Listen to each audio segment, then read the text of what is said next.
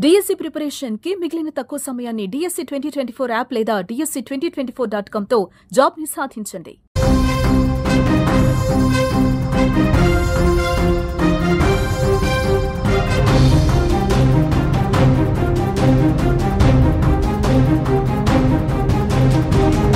పాకిస్తాన్ దేశ పరిస్థితి ఘోరంగా మారింది. అంతర్యుద్ధంతో అట్టుడుకుతోంది.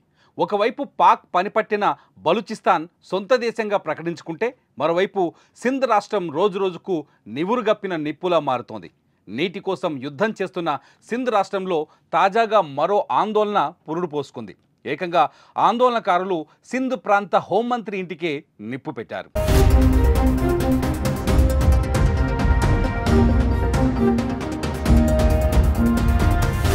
సింధు రాష్ట్రంలోని మోర్ సిటీలో కొత్త కాలువల అభివృద్ధిని వ్యతిరేకిస్తూ ప్రజలు నిరసనకు దిగారు. శాంతియుతంగా ఆందోళనలు చేస్తున్న వారిని పోలీసులు అడ్డుకోవడంతో ఉద్రిక్త పరిస్థితులు తలెత్తాయి.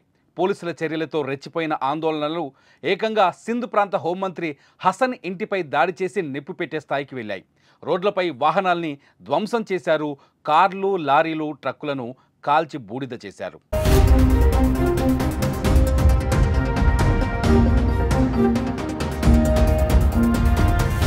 పరిస్థితి అదుపు తప్పడంతో పోలీసులు కాల్పులు జరిపారు. ఈ కాల్పులో ఓ నిరసనకారుడు చనిపోగా పలువురికి తీవ్ర గాయాలయ్యాయి. ఉద్రిక్త పరిస్థితుల నేపథ్యంలో సమీపంలోని అన్ని దుకాణాలు మరియు మార్కెట్లను మూసివేశారు.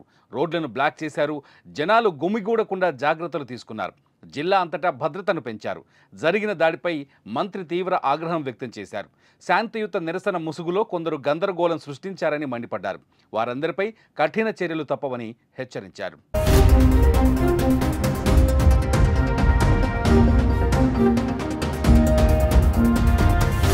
ఇప్పటికే భారత్ సింధు నది నీళ్లు ఆపడంతో సింధు రాష్ట్ర ప్రజల ఉద్యమం తీవ్రమైంది. వేలాది మందిగా రోడ్డెక్కి నిరసనలు తెలుపుతున్నారు. తమకు నీటి వాటాను పెంచాలంటూ గత కొన్ని రోజుల నుంచి ఆందోళనలు చేస్తున్నారు. ఇదే సమయంలో ప్రత్యేక దేశం డిమాండ్లు కూడా తెరపైకి వస్తున్నాయి. ఓవైపు భారత్తో యుద్ధ భయం, మరోవైపు బలూచిస్తాన్ వేర్పాటువాదుల దాడులు, ఈ రెండు చాలవు అన్నట్లు ఇంకోవైపు దేశ ప్రజల తిరుగుబాటు, ఇలా అన్ని సమస్యలు పాకిస్తాన్ ప్రభుత్వాన్ని ఉక్కిరి బిక్కిరి చేస్తున్నాయి.